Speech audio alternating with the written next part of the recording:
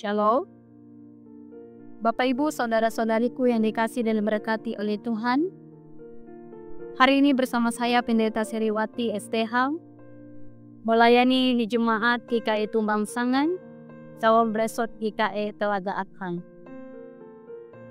Firman Tuhan untuk kita pada hari ini terdapat di dalam Injil Lukas pasal 24, ayat yang ke-36 sampai ayat yang ke-53. Di sini ada dua perikop. Yang pertama, Yesus menampakkan diri kepada semua murid, dan yang kedua, kenaikan Yesus. Tetapi saya hanya membaca di ayat yang ke-36 sampai ayat yang ke-38.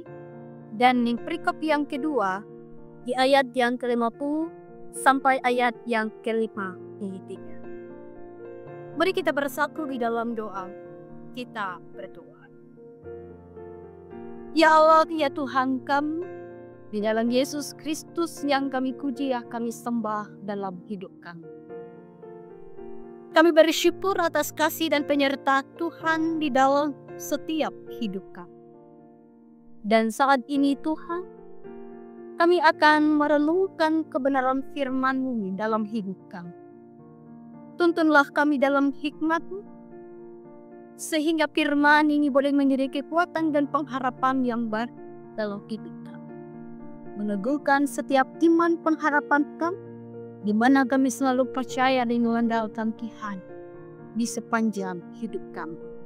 Bersabdalah kepada kami itu, hanya di dalam nama-Mu kami berdoa. Amin. Saya akan bacakan untuk kita, demikianlah firman Tuhan. Dan sementara mereka bercakap-cakap tentang hal-hal itu, Yesus tiba-tiba berdiri di tengah-tengah mereka dan berkata kepada mereka, "Damai sejahtera bagi kami." Mereka terkejut dan takut dan menyangka bahwa mereka melihat hak. Akan tetapi ia berkata kepada mereka, "Mengapa kamu terkejut?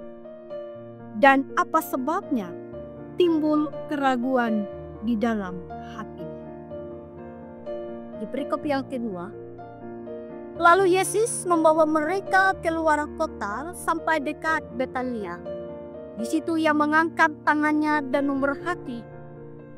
Dan ketika ia sedang memberkati mereka, ia berpisah dari mereka dan terangkat ke sorga. Mereka sujud menyembah kepadanya. Lalu mereka pulang ke Yerusalem dengan sangat bersukacita. Mereka senantiasa berada di dalam bait Allah dan memuliakan Allah. Amin. Bapak Ibu, saudara-saudariku yang dikasihi dan diberkati.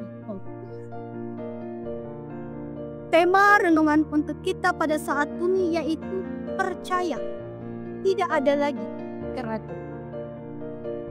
Manusia cenderung memiliki sifat yang mudah ragu. Dan ini bisa terjadi kepada siapa saja.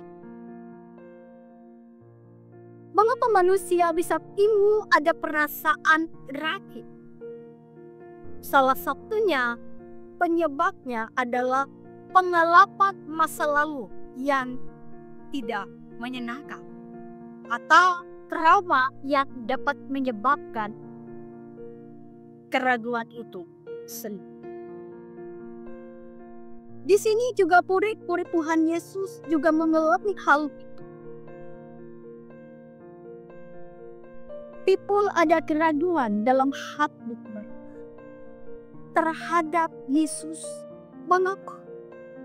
Karena mereka punya pengalaman masa lalu yang tidak menyenangkan, sebab mereka sendiri melihat atau menyaksikan bagaimana penderitaan Yesus menjelang kematian.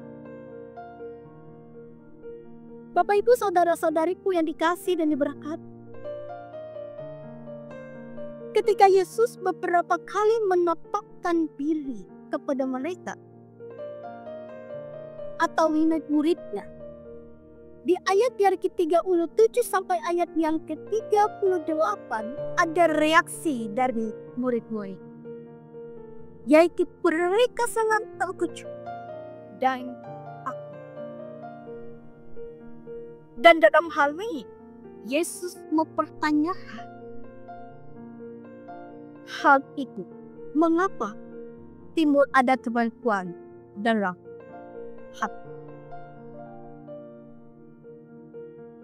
Setelah kebangkitan Yesus dan sebelum kenaikan Yesus ke surga, Yesus beberapa kali menampakkan diri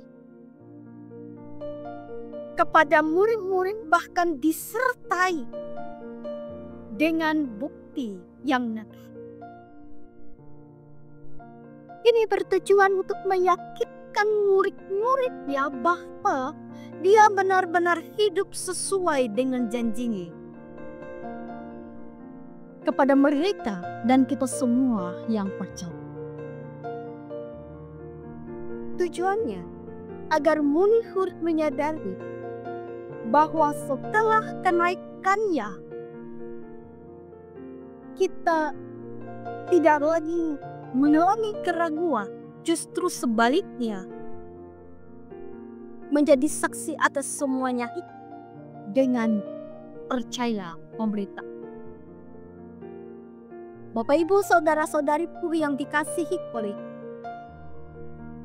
melalui nas ini mengingatkan kita bahwa dalam memberitakan Injil, menjadi saksi kebenaran, ada kuasa, ada berkat Tuhan yang memperlengkapi kita.